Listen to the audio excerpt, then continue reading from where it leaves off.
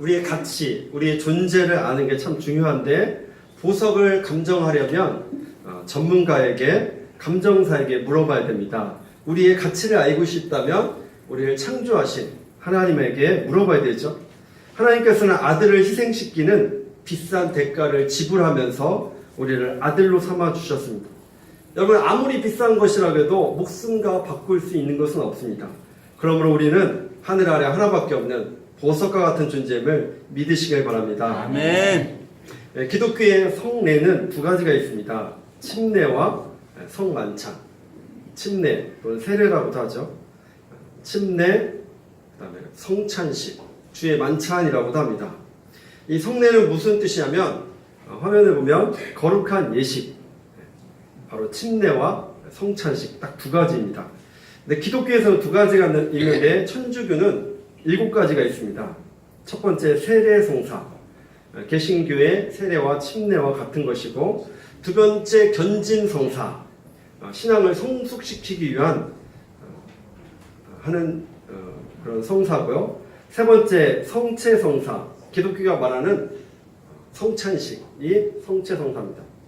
네 번째 성품성사, 신부나 수녀를 선발된 자에게 사직의 권능을 부여하는 성사. 다섯 번째 혼인성사, 결혼 예식이죠. 여섯 번째 고백성사, 고해성사라고도 하고 고백성사라고 합니다. 죄를 신부님께 고하고 용서받는 성사.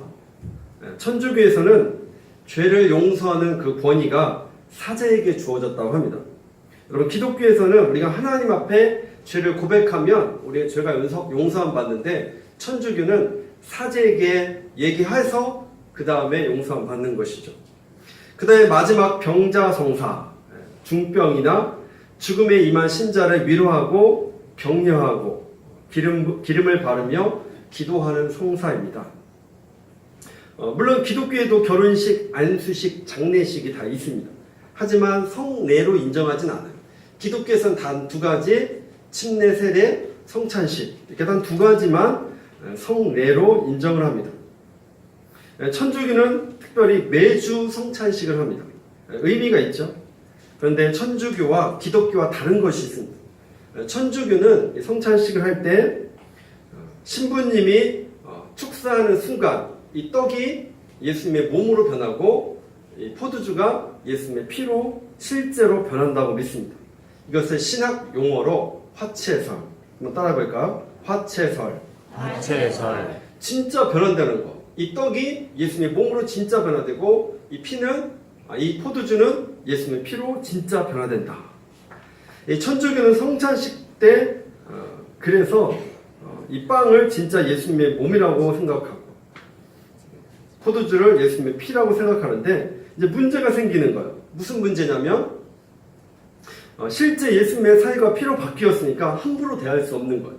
그래서 가장 귀중한 곳에 그것을 보관하게 되고, 그리고 성찬식 때 남은 빵도 예수님의 몸이기 때문에 함부로 버릴 수 없습니다. 그리고 이 포도주도 한 방울에도 흘리면 안 돼요. 흘리면 그것을 핥아 먹어야 된다고 합니다. 그만큼 중요하기 때문에 그렇습니다. 성찬식이 중요한 건 사실이지만 성찬식을 원래보다 확대 해석함으로 우상 수준까지 이렇게 천주교는 올려놓은 것이 잘못입니다. 그러나 우리 기독교에서는 화채설을 주장하지 않고 기념설을 주장합니다. 한번 따라하겠습니다. 기념설. 기념설. 우리 성찬식을 통해서 예수님의 죽으심을 기념하는 예식이에요. 초대교회 때도 보면 서로 떡을 떼며, 이게 성찬식을 말하는 것이죠. 떡을 뗀다는 것은 예수님의 그 죽으심을 기념하고, 잔을 마시며 예수님의 피 흘리심을 기념하는 것입니다. 예수님은 십자가를 앞에 두고 사랑하는 제자들과 마지막 만찬, 6월절 만찬을 했죠. 그때 제자들에게 놀라운 비밀을 말씀해 주셨습니다. 이 떡은 내 몸이다. 이 잔은 내 피다. 이렇게 말씀해 주셨죠. 그리고 예수님의 몸을 먹고 예수님의 피를 마시는 것은 그분이 내 안에, 내가 그분 안에 거하는 것을 의미합니다. 첫 번째, 예수님의 몸에 대해서 같이 말씀을 보도록 하겠습니다. 26절 말씀 같이 읽겠습니다. 시작. 그들이 먹을 때 예수께서 떡을 가지사 축복하시고 떼어 제자들에게 주시며 이르시되 받아서 먹으라 이것은 내 몸이니라 하시고. 네, 마지막 6월절 만찬, 마지막 예수님이 십자가를 앞에 두고 제자들과 만찬을 하시는데 그날따라 예수님이 떡을 떼어서 받아 먹으라 이렇게 그러면서 이것이 내 몸이다 이렇게 말하고 있습니다. 사실 떡은 예수님이 꼭 떼어주지 않아도 먹을 수 있습니다. 그 전까지만 해도 그렇게 알아서 먹었는데 예수님이 떼어서 주시는 거예요. 예수님이 바로 생명의 떡이기 때문에 그렇습니다. 요한복음 6장 35절 요한복음 6장 35절 한번 찾아보겠습니다. 요한복음 6장 35절.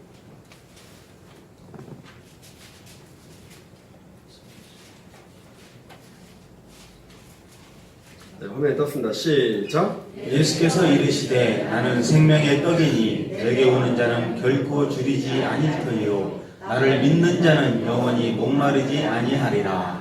예수님이 생명의 떡이다 이렇게 말씀하고 있죠. 여러분 구약 시대에는 만나가 있었습니다. 이스라엘 백성이 출애굽했는데 광야에 먹을 것이 없잖아요. 그때 하나님께서 하늘에 만나를 내려주신 거예요. 그러니까 40년 동안 그들은 만나를 먹고 살았습니다.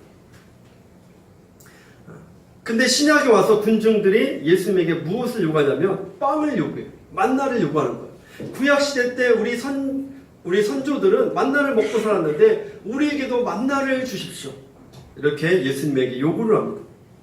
근데 예수님이 내가 너희들에게 만나를 주지 않고 주겠다 이렇게 말하지 않고 내가 생명의 떡이다 이렇게 말하고 있죠.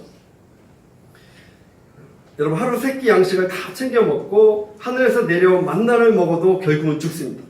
이 땅에 돈을 많이 벌어도 결국은 죽고 이 땅에서 내가 중병에 걸렸다가 병고침 받아도 결국은 죽습니다. 하지만 예수님을 만나 그분을 믿고 그분을 먹으면 영원한 생명을 누리게 됩니다. 아멘. 여러분 우리 인생은 어떻습니까? 우리는 아무리 먹어도 배고픕니다. 아무리 마셔도 목마른 인생, 아무리 가져도 만족이 없습니다. 여러분 행복을 추구하지만 다다를 수 없는 인생이 우리의 삶입니다. 여러분 밥을 먹으면 육신은 배부르지만 영혼은 만족할 수 없습니다. 여러분 마귀가 예수님에게 돌을 떡으로 만들라고 이렇게 시험했습니다.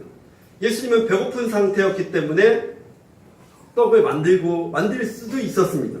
그러나 예수님은 떡을 만들지 않고 사람이 떡으로만 살 것이 아니요 하나님의 입으로 나오는 모든 말씀으로 살 것이라. 아멘. 그럼 같이 읽겠습니다. 시작. 사람이 떡으로만 살 것이 아니요 하나님의 입으로 나오는 모든 말씀으로 살 것이라. 그러니까 사람은 육신의 떡만 필요한 게 아니라 영혼의 양식이 필요한 것입니다.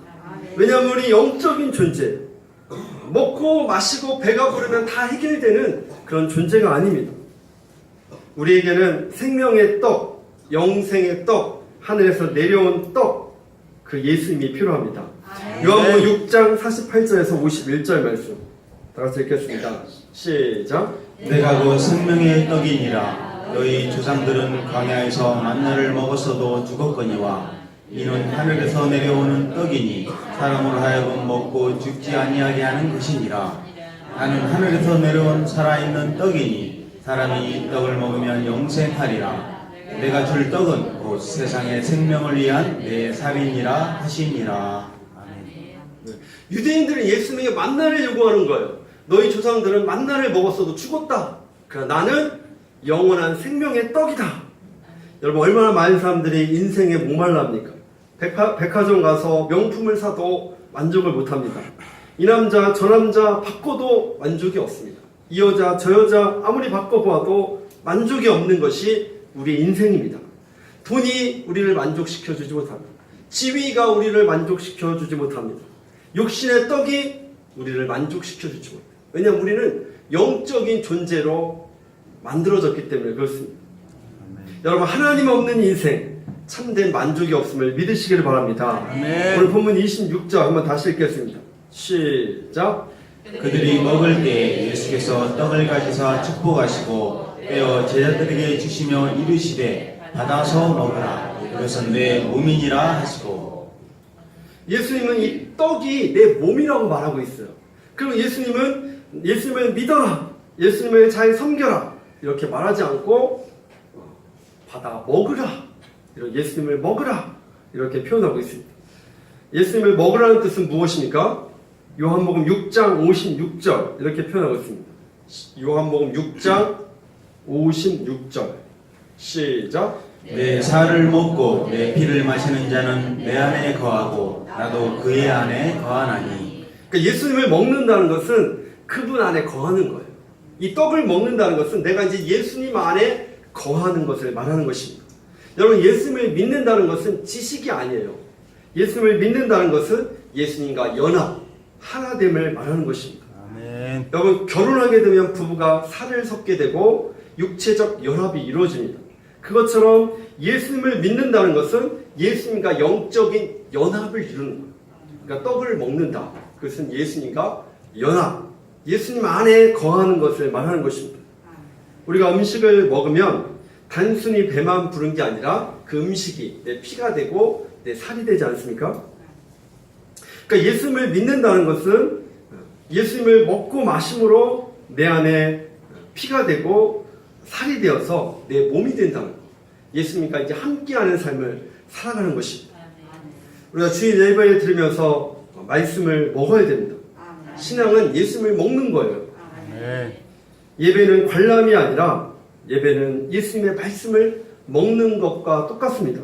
아멘. 여러분, 식당에 가면 음식을 먹어야 살이 되고 피가 되지 않습니까?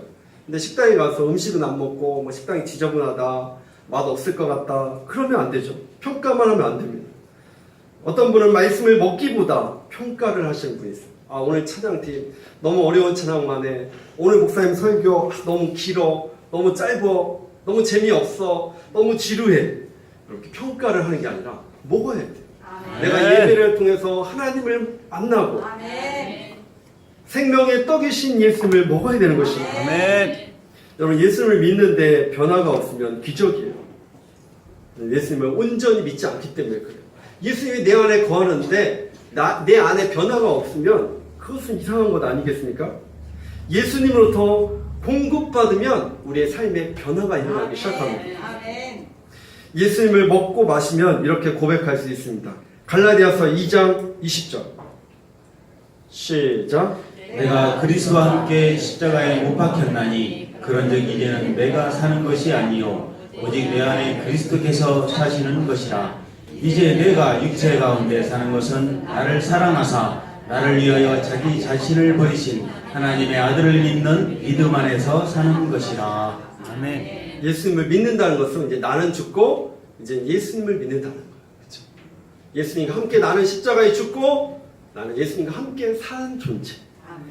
예수님을 먹고 마시면 어떻게 됩니까? 예수님의 피가 내 혈관 속에 흐르게 되고 예수님의 살이 내 살이 되고 예수님의 생각이 내 생각이 되고 아멘. 예수님의 가치관이 내 가치관이 되는 것입니다. 아멘. 내가 말할 때 예수님을 통해서 말하고 내가 행동할 때 예수님을 통해서 행동하게 됩니다. 두 번째, 피에 대해서 같이 말씀을 보도록 하겠습니다. 27절, 28절 시작. 또 잔을 가지사 감사 기도하시고 그들에게 주시며 이르시되 너희가 다 이것을 마시라. 이것은 죄 사함을 얻게 하려고 많은 사람을 위하여 흘리는 바 나의 피 곧 언약의 피니라. 아멘. 첫 번째, 예수님은 떡을 떼어서 주셨는데 두 번째는 감사 기도를 하신 이후에 잔을, 포도주를 제자들에게 주시면서 이것은 내 피다. 물론 이 포도주가 진짜 예수님의 피로 변한 것은 아니에요. 이 피는 모든 사람을 위하여 흘린 피, 언약의 피다. 이것을 기념하라고 제자들에게 그 포도주를 주십니다. 이 피는 모든 사람을 위해서 흘린 피, 언약의 피. 예수님을 믿는 것이 아니라 마셔야 됩니다. 예수님의 피가 우리의 영혼에 뿌려져야 됩니다. 요한복음 6장 53절 시작. 예수께서 이르시되 내가 진실로 진실로 너희에게 이르노니 인자의 살을 먹지 아니하고 인자의 피를 마시지 아니하면 너희 속에 생명이 없느니라. 예수님의 피가 없는 사람은 생명이 없다. 그렇죠? 피. 예수님의 살을 먹지 않고 예수님의 피를 마시지 않으면 생명이 없다.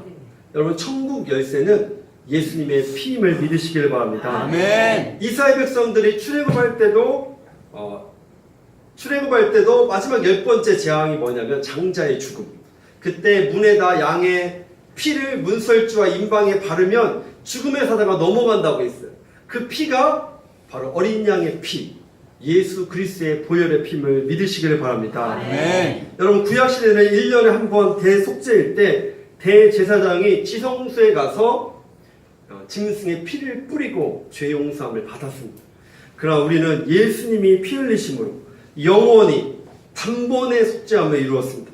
히브리서 9장 12절.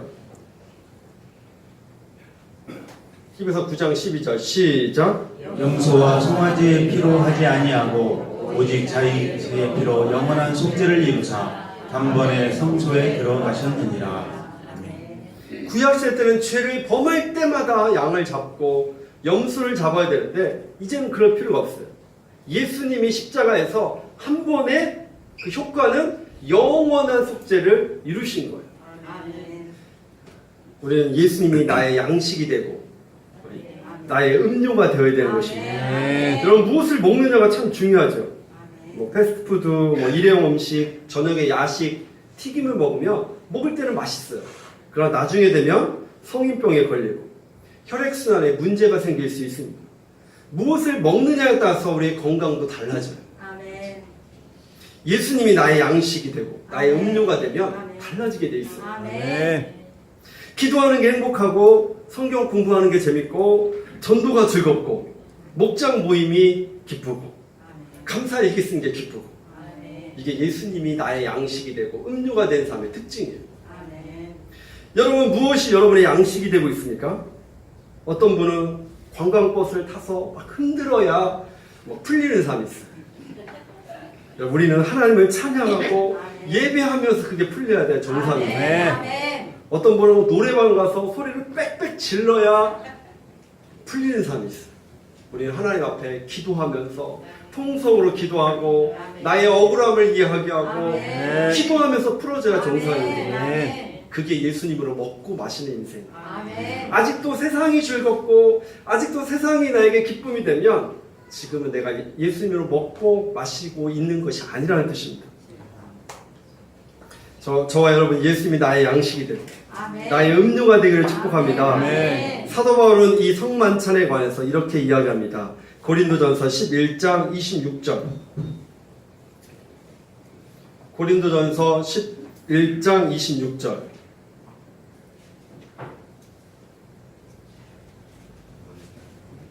찾아보겠습니다. 고린도전서 11장 26절.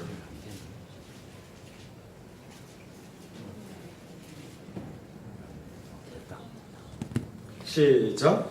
너희가 이 떡을 먹으며 이 잔을 마실 때마다 주의 죽으심을 그가 오실 때까지 전하는 것이니라.